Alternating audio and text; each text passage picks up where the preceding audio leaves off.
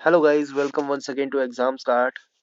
कैसे हैं आप सब गाइस? देखते हैं आज यानी 17 नवंबर 2021 के टॉप 10 करंट अफेयर्स को डिस्कस करते हैं। चैनल पे पहली बार आए तो चैनल को सब्सक्राइब कर लें अभी।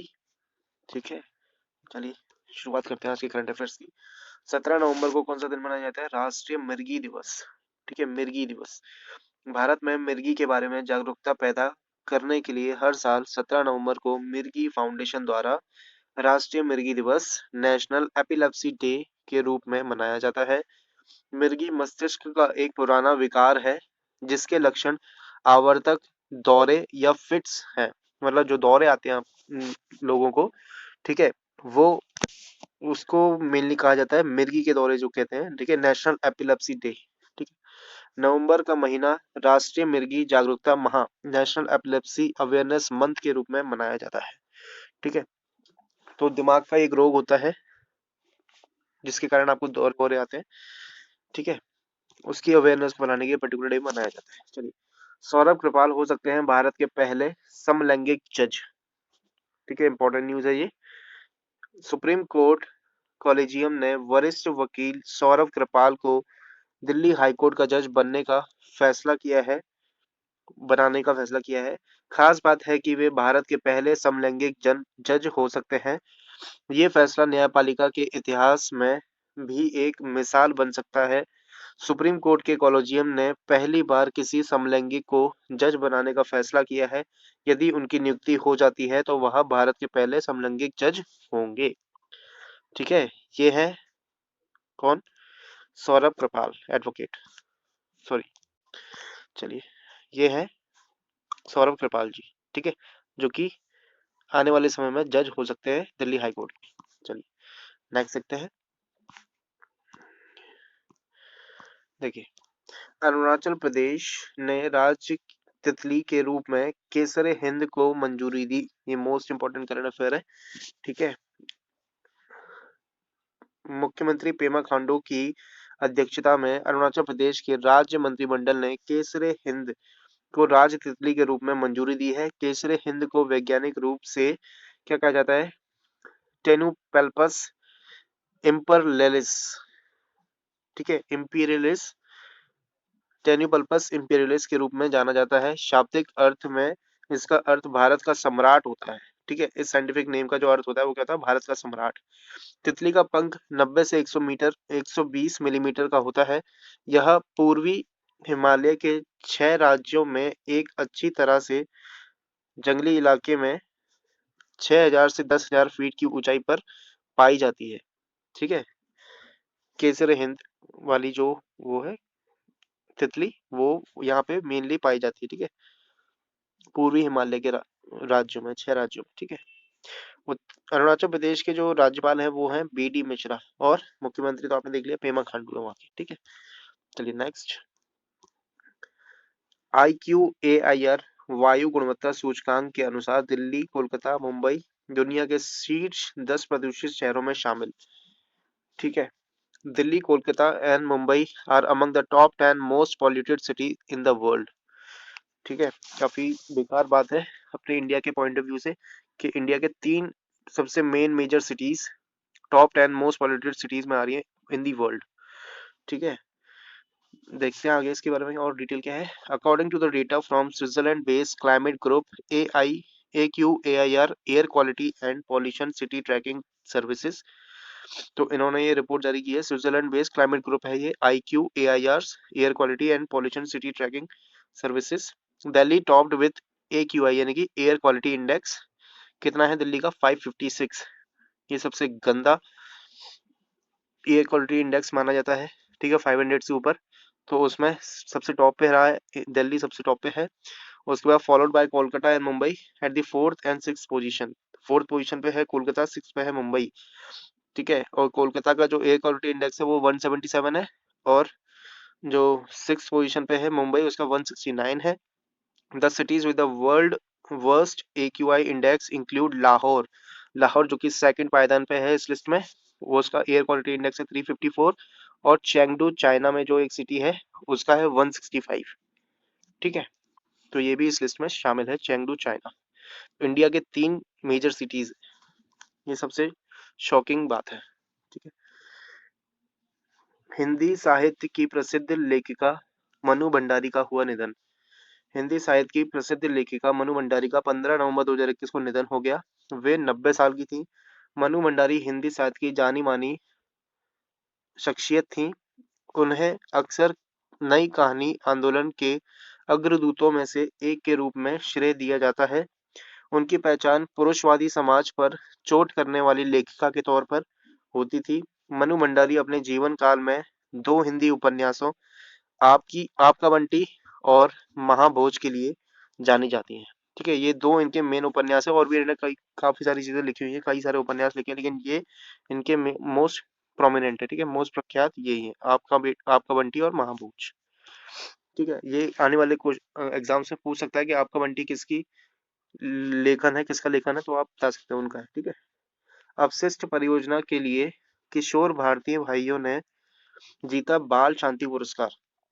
ठीक है, दिल्ली के दो किशोर भाइयों जिनका नाम है विहान जो कि 17 साल के हैं और नव अग्रवाल जो कि 14 साल के हैं, ने घरेलू कचरे को रिसाइकिल करके अपने शहर में प्रदूषण से निपटने के लिए 17वां वार्षिक kids right international children's peace prize जीता है। दोनों को भारतीय नोबेल पुरस्कार विजेता कैलाश सत्यार्थी द्वारा प्रतिष्ठित पुरस्कार मिला। विहान और नव ने हजारों घरों, स्कूलों, कार्यालयों से कचरा को अलग करने और कचरा उठाने के आयोजन के लिए वन स्टेप ग्रीनर पहल विकसित की है। ठीक है, तो साफ सफाई बहुत इंपॉर्टेंट है, बहुत जरूरी है। आपको भी अपने आसपास साफ सफाई रखना चाहिए। ये नहीं सोचना चाहिए कि सामने वाला कचरा कर रहा है तो हम भी कचरा करें। ठीक है, खुद तो रोकें, खुद तो कचरा ना ही करें, और सामने वाले को भी हो सके तो उसको भी समझाएं इस चीज के लिए कि कचरा डस्टबिन में ही डालें, सड़क पे ऐसे ना फेंकें, वरना अपनी ऐसे इंडेक्स में रैंक बढ़ती रहेगी, है ना। तो अगर आप सुधरेंगे तभी देश सुधरेगा। ठीक है। अच्छा, आप लोग कमेंट करके बता सकते हैं ये जो कैलाश सत्यार्थी जी हैं, इनको नोबेल पीस प्राइज कौन से ईयर में मिला था, किस सन में मिला था। ठीक है, मलाला यूसुफजई के साथ इनको भी मिला था, और सन कौन सा था ये आपको बताना, कमेंट करके आपको बताएंगे। ठीक है, चलिए नेक्स्ट देखते हैं। लुइस हैमिल्टन ने 2021 F1 ब्राजीलियाई ग्रांड प्रिक्स जीती। ठीक है, लुइस हैमिल्टन मर्सिडीज के हैं, मर्सिडीज गाड़ी चलाते हैं, ब्रिटेन से आते हैं। ठीक है, इन्होंने 2021 F1 Sao Paulo grand prix, पहले जिससे पहले ब्राजीलियन ग्रांड प्रिक्स के रूप में जाना जाता था, अब बोलते हैं साओ पोलो ग्रांड प्रिक्स बोलते हैं इसको अब। ठीक है, इन्होंने ये रेस जीत ली है। ब्राजील ग्रांड प्रिक्स 2021 में मैक्स वेट्सपेन जो कि रेड बुल कार चलाते हैं, नीदरलैंड से आते हैं, ये दूसरे स्थान पर रहे। जबकि वॉल्टेरी बोटास ये जो है मर्सिडीज चलाते हैं, ये फिनलैंड से आते हैं, ये तीसरे स्थान पर रहे। ठीक है, फर्स्ट सेकंड थर्ड आपको तीनों पता होना चाहिए। ठीक है, लुइस हैमिल्टन को आप जानते हैं, ये है लुइस हैमिल्टन जो कि मर्सिडीज चलाते हैं, ग्रेट ब्रिटेन से आते हैं। ठीक है, चलिए नेक्स्ट देखते हैं। भारत ने शुरू किया अंटार्कटिका के लिए 41वां वैज्ञानिक अभियान। भारत ने अंटार्कटिका के लिए 41वां वैज्ञानिक अभियान साइंटिफिक एक्सपेडिशन टू अंटार्कटिका का सफलतापूर्वक शुभारंभ किया। 23 वैज्ञानिकों और सहयोगी कर्मचारियों के दल का पहला जत्था भारतीय अंटार्कटिका स्टेशन, भारत का अंटार्कटिका स्टेशन कौन सा है, मैत्री, ये आपको याद रखना है, कई बार पूछा गया है ये, है ना। मैत्री है अंटार्कटिका में अपना भारत का स्टेशन। ठीक है, इंडियन अंटार्कटिका स्टेशन मैत्री, ये वहां पे पहुंच गए हैं। ठीक है, ये 23 लोग जनवरी 2022 के मध्य तक 4 और बैच अंटार्कटिका में उतरेंगे। भारतीय अंटार्कटिका कार्यक्रम 1981 में शुरू हुआ और इसके 40 वैज्ञानिक अभियान पूरे कर लिए हैं। ये था 41वां। ठीक है, कब शुरू हुआ ये भी इंपॉर्टेंट है, ये ईयर 1981 में शुरू हुआ था ये। ठीक है, चलिए नेक्स्ट देखते हैं। पद्म विभूषण से सम्मानित इतिहासकार और लेखक बाबा साहेब पुरंदरे का निधन हुआ। ठीक है, eminent historian, speaker, famous writer from Maharashtra Balwant Moreshwar Purandar has passed away. He was 99 year old, वो 99 साल के थे, और जो कि पॉपुलरली किस नाम से जाने जाते थे, Baba Saheb Purandare. Purandare wrote extensively about Maratha warrior king Chhatrapati Shivaji Maharaj. तो छत्रपति शिवाजी महाराज के ऊपर इन्होंने कई कई सारी चीजें लिखी। ठीक है, he earned the nickname Shiv Sahir, which literally means Bard of Shivaji. He was awarded the Padma Vibhushan, India's second highest civilian award, on 25 January 2019 मतलब 2019 में इनको पद्म विभूषण से सम्मानित किया गया था। तो जितने भी ऐसे एमिनेंट पर्सनैलिटीज होते हैं जिनको भारत रत्न, पद्म विभूषण, पद्मश्री से नवाजा जाता है, ऐसे लोगों की जब भी मृत्यु होती है, ठीक है, उनके ऊपर क्वेश्चंस आने के चांसेस बढ़ जाते हैं। तो इसको आप बिल्कुल याद रखें, ठीक है। बाबा साहेब पुरंदरे, इनका नाम आपको याद रखना है, ठीक है। आने वाले एग्जाम्स में ये पूछा जा सकता है। ये है बाबा साहेब पुरंदरे, इनका निधन हो गया है, ठीक है। तो इसमें एक लाइन लिखी है कि he was awarded Padma Vibhushan, India second highest civilian award. तो इंडिया का सेकंड हाईएस्ट सिविलियन अवार्ड है पद्म विभूषण। तो फर्स्ट कौन सा है आपको पता है? फर्स्ट है भारत रत्न, ठीक है। भारत रत्न है पहला हाईएस्ट सिविलियन अवार्ड, सेकंड पे आता है पद्म विभूषण, देन पद्म भूषण, देन पद्मश्री, ठीक है। ऐसे इनका सीक्वेंस है। चलिए नेक्स्ट देखते हैं। चीन ने अमेरिका को पछाड़कर विश्व वैश्विक धन में वृद्धि कर शीर्ष स्थान हासिल किया है। चीन ने अमेरिका को पछाड़कर वैश्विक धन वृद्धि कर शीर्ष स्थान हासिल की है। पिछले 2 दशकों में वैश्विक संपत्ति 3 गुना हो गई है, जिसमें चीन सबसे आगे है। पिछले 20 सालों में दुनिया की संपत्ति 3 गुना बढ़ी है। दुनिया भर के देशों की बैलेंस शीट पर नजर रखने वाली management consultant McKinsey and company की अनुसंधान शाखा की रिपोर्ट के अनुसार चीन अब दुनिया का सबसे अमीर देश बन चुका है, ठीक है। तो ये थे आज के हमारे टॉप 10 करंट अफेयर्स न्यूज।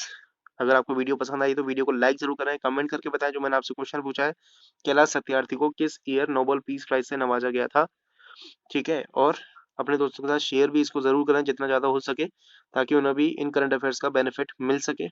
और बाकी चैनल पर पहली बार आए तो सब्सक्राइब जरूर कर लें अभी।